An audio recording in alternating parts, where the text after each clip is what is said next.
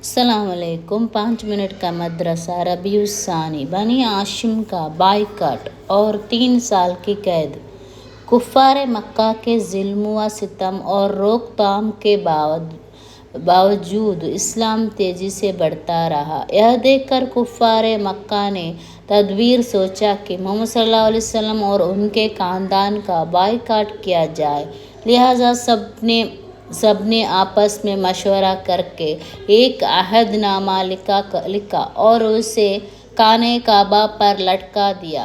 اس عہد نامے میں مطابق کوئی بھی محمد صلی اللہ علیہ وسلم اور ان کے خاندان والوں سے میل جول، لینا دینا اور شادی بیاہ نہیں کر سکتا تھا۔ لہٰذا رسول صلی اللہ علیہ وسلم کو بنی ہاشم اور مسلمانوں کے ساتھ ایک گھاٹی میں جانا پڑا جس کا نام شعب ابی طالب ہے۔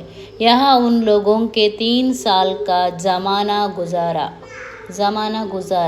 جس میں سخت تکلیف کا سامنا کرنا پڑا۔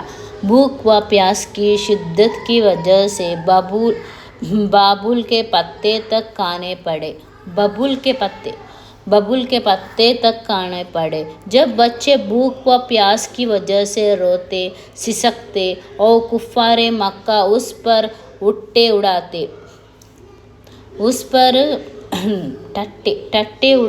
3 سال کے بعد اللہ تعالیٰ کی رحمت اور ایسی مدد آئی کہ خود کفار ایک دوسرے کی مخالفت کرنے لگے۔ اتفاق یہ ہے کہ ابو طالب خانہ کعبہ میں بیٹھے ہوئے ساری باتیں سن رہے تھے۔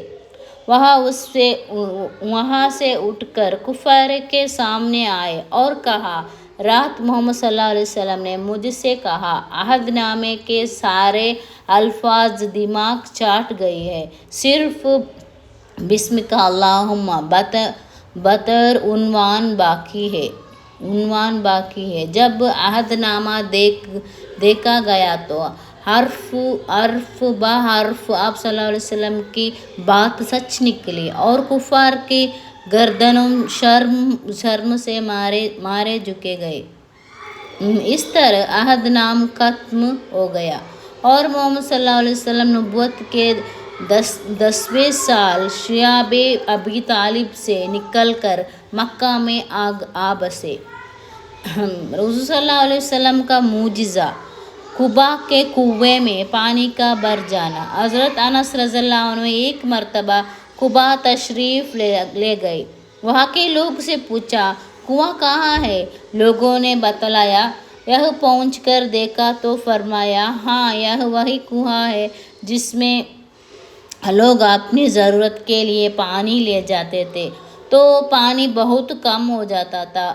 ایک بار آپ صلی اللہ علیہ وسلم کنویں پر تشریف لائے اور بڑا ڈول بھر کر پانی نکلوایا اور اس میں سے کچھ پیا اور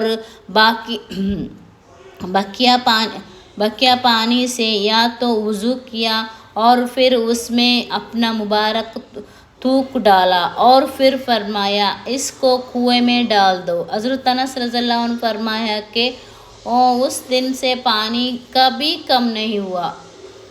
ایک فرض کے بارے میں قضا نمازوں کی ادائیگی۔ رسول صلی اللہ علیہ وسلم نے فرمایا، جو کوئی نماز پڑھنا بھول گیا یا نماز کے وقت سوتا رہ گیا